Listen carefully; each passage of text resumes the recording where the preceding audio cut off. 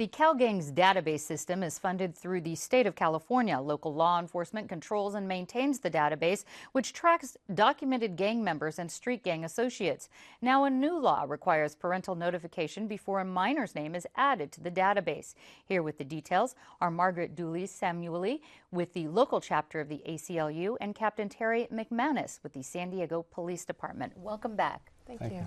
Captain McManus, currently 200,000 people around are there on the state CalGang's database. Is that correct? You know, I don't know the total number in the CalGang's database. There's about 4,100 in the city of San Diego. Okay, what criteria lands you on this CalGang's database?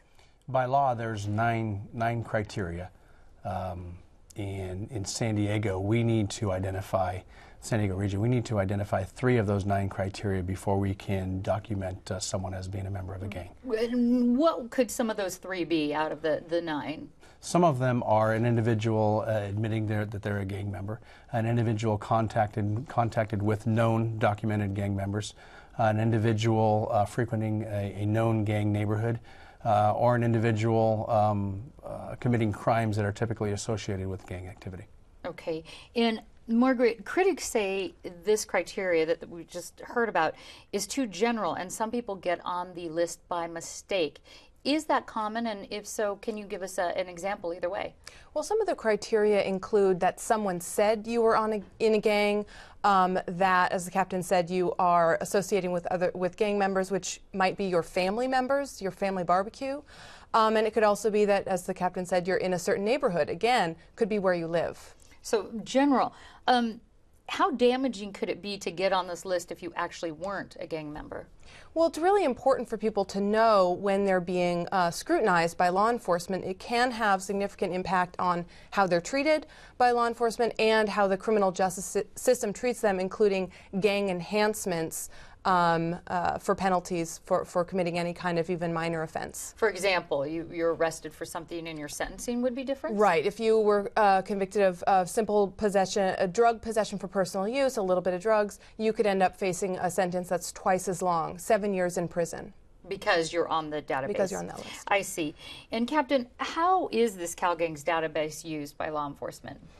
Well, we use it as a law enforcement tool, and specifically within San Diego, and I'll speak for the entire state.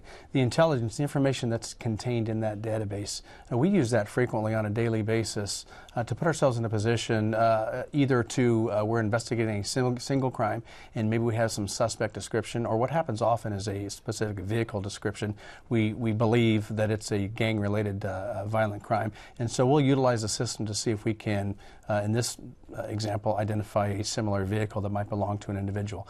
Now, outside of that, when we are trying to respond to areas, neighborhoods where we know gang activity is occurring based upon feedback from the community often, or our own expertise on the police department, or we're predicting that gang activity may occur, seasonal activity, as an example, we often utilize the data that's in that system to be able to and share the data with other law enforcement officers to be able to use our minimal personal resources and get our officers into the areas where often we can predict that there's going to be an increase in crime, seasonal or otherwise. Where you think there might be high risk. That's I correct. see.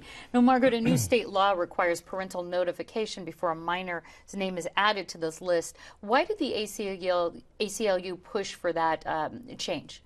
Well, it's very important for a couple of reasons. First of all, people need to know when they're under this kind of intensive scrutiny, so just it's a matter of good due process. But it's also really important for parents to know that their children are suspected of or are actually involved in criminal activity so that they can intervene. So this is really about being able to not be on a list if you shouldn't be in the first place, or to get you out of gang activity if in fact the police suspect you are. Let's talk about getting out of gang activity. Captain, what happens if somebody either ages out, they quit a gang, or they're no longer involved in a gang? How do they get off the list? Well, a name is automatically purged after a 5-year period if that individual has no additional activity related to a gang, and we review that. How often? I'm sorry? How often is that name purged? Every 5 years? Every 5 years mandated, and we review the system every 30 days. I see. To make sure that those individuals who are no longer involved in gang activity, that their names are removed from the system. I see. And then people can they petition to get off? They can, and we've been doing that for quite some time. That's a proactive approach that, as it relates to SB 458, we fully support that. We love the idea of involving ourselves in some intervention with juveniles, with parents, with the community prior to intervention from the justice system itself. So we fully support that. Individuals, in this case, with this bill, we will provide written notification to the parent and to the juvenile that we are going to, or we think we're going to designate that individual, that juvenile, as a gang member, and then we'll invite them down to the San Diego Police Department to discuss it further. Okay, well, thank you both so much for the update. Thank you. Thank you.